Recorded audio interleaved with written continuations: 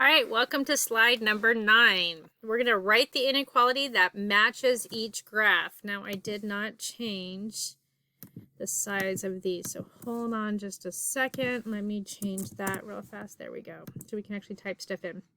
Okay, so when we look at this, we can see that our dot is not filled in. So we know that it's not going to be an inequality that has a line underneath, because the only inequalities that are graphed with the dot filled in are the ones that have the line underneath, which means equal to. So we have a -2. What I like to do is put my variables or my letters on the left side. When I do that, I know that my inequality sign is going to be pointing in the same direction as my arrow as I have graphed it.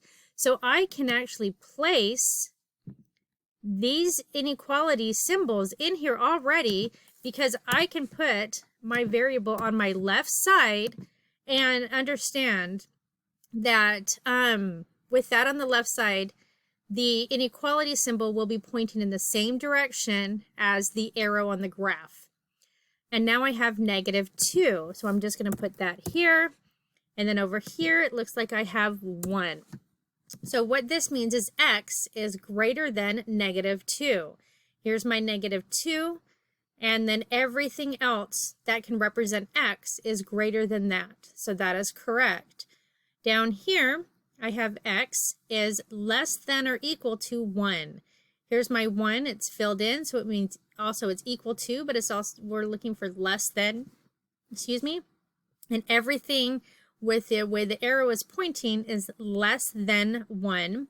Because that's filled in, it's also equal to. So x is less than or equal to 1. That's how this works.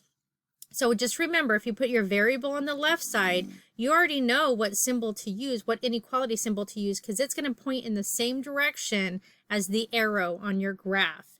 And then you just need to put the number in where your dot is, right there. You see that? Okay, hopefully that was helpful to you.